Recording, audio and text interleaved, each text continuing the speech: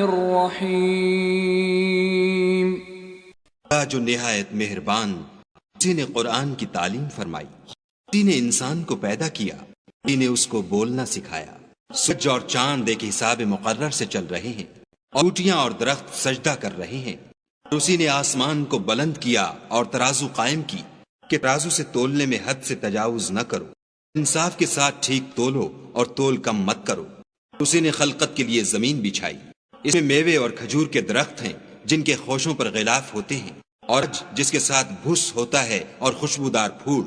تو اے گروہ جن و انس، تم اپنے پروردگار کی کون کون سی نعمت کو جھٹلاؤ گے؟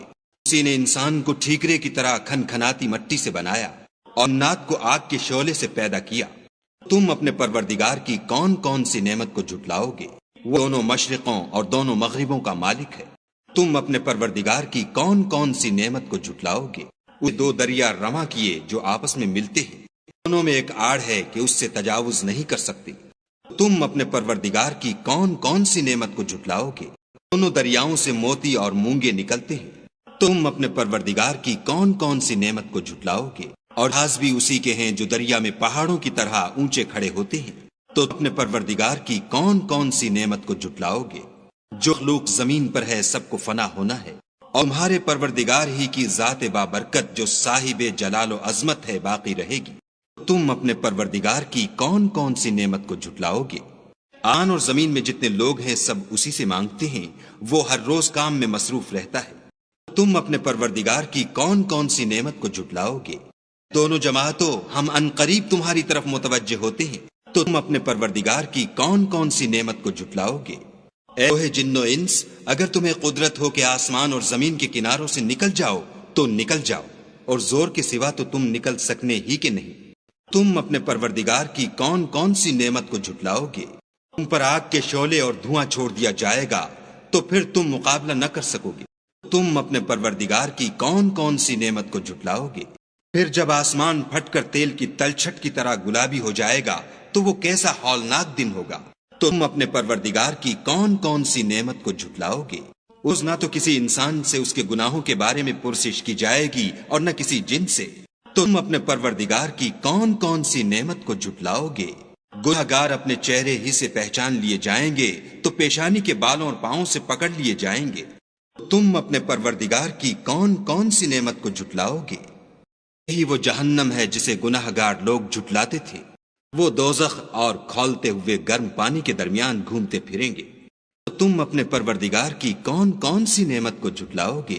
اور جو شخص اپنے پروردگار کے سامنے کھڑے ہونے سے ڈرا اس کے لیے دو باغ ہیں۔ تو تم اپنے پروردگار کی کون کون سی نعمت کو جھٹلاؤ گے؟ دونوں میں بہت سی شاخیں یعنی قسم قسم کے میووں کے درخت ہیں۔ تو اپنے پروردگار کی کون کون سی نعمت کو جھٹلاؤ گے؟ ان دو چشمے بہ رہے ہیں۔ تو تم اپنے پروردگار کی کون کون سی نعمت کو جھٹلاؤ گے؟ ان میں سب میوے دو دو قسم کے ہیں۔ تو تم اپنے پروردگار کی کون کون سی نعمت کو جھٹلاؤ گے؟ اے جنت ایسے بچھونوں پر جن کے استر اطلس کے ہیں تکیہ لگائے ہوئے ہوں گے، اور دونوں باغوں کے میوے قریب جھک رہے ہیں۔ تم اپنے پروردگار کی کون کون سی نعمت کو جھٹلاؤ گے؟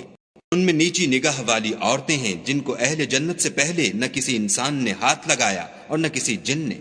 تم اپنے پروردگار کی کون کون سی نعمت کو جھٹلاؤ گے؟ گویا وہ یاقوت اور مرجان ہے۔ تم اپنے پروردگار کی کون کون سی نعمت کو جھٹلاؤ گے؟ نیکی کا بدلہ نیکی کے سوا کچھ نہیں ہے۔ تو تم اپنے پروردگار کی کون کون سی نعمت کو جھٹلاؤ گے؟ اور باغوں کے علاوہ دو باغ اور ہیں۔